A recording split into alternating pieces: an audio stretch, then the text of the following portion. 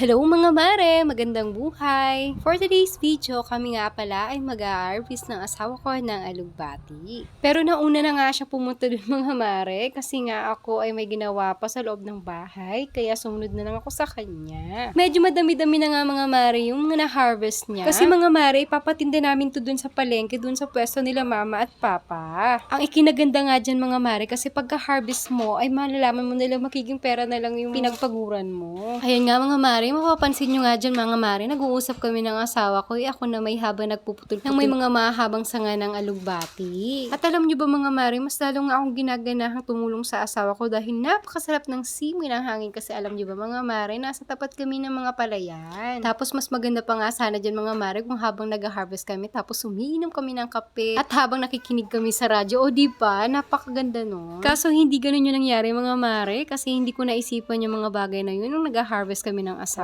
Pero nakikinarinig namin mga huni ng mga ibon. At pagkatapos niyan mga mare, pagka-harvest namin, magtatinim nga ulit ng bago ang asawa ko. Kasi nga mga mare, mga 1 week lang siguro yung pagtanim niyan mga mare. Tapos ang dami na agad mga bunga ng alugbati. Kasi mga mare, nakakatulong kasi yung mga linalagay ng mga abono dyan. Lalo na mga mare, yung mga dumi ng alaga niyang baka. Kasi maliban dyan mga mare, may mga iba pang mga pananim na gulay ang asawa ko. Lalo na yung okra mga mare, marami na din mga bunga yung mga okrang pananim ng asawa ko. Panay nga ako harvest, mga 2 beses siguro ako nag-harvest noon. Ewan ko ba bakit ako yung tuwang-tuwa sa tuwing mag-harvest na, pero hindi naman ako yung nagtatanim ng mga mare. Kasi yung asawa ko lang naman talaga mga mare, yung marunong magtanim ng mga ganitong gulay. Kaya masasabi ko nga din mga mare na napakaswerte ko kasi may ganito akong asawa na napakasipag magtanim ng mga gulay. At kaya salamat talaga Panginoon kasi binigyan mo ko ng ganitong asawa na napakabait at napakasipag. Kaya tingnan nyo naman mga mare ang mukha niya, napakaseryoso talagang tao.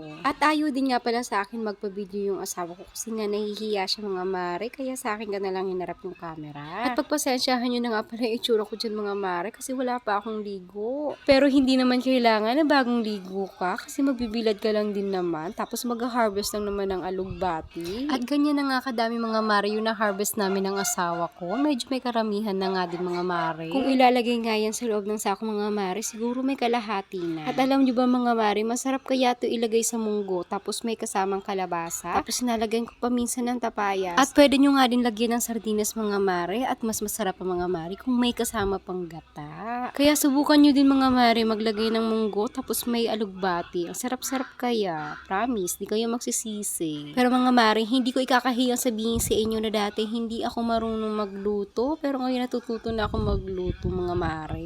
At hindi ko na nga napapansin mga mare, napapahaba na nga yung kwento ko. Dapat dito na ako sa pag-harvest nagpo-post. Ang dami ko na nga naikwento sa inyo. Kaya dito na nga tayo, balik na nga tayo sa pag-harvest mga mare. Pero nakakaagaw pansin nga talaga mga mare, yung mga dahon dyan kasi ang ganda ng mga galawan. Gawa ng hangin. Medyo malapit na nga kami dyan matapos mga mare. At dahil kaunti na lang naman ang mga pinapanguhan ng asawa ko. At pansin nyo naman mga mare sa mga galawan ko. So ito na nga mga mare ang lahat ng mga pinanguha ko. At ito naman mga mare ang mga natira sa mga pananim ng asawa ko. So salamat sa panonood.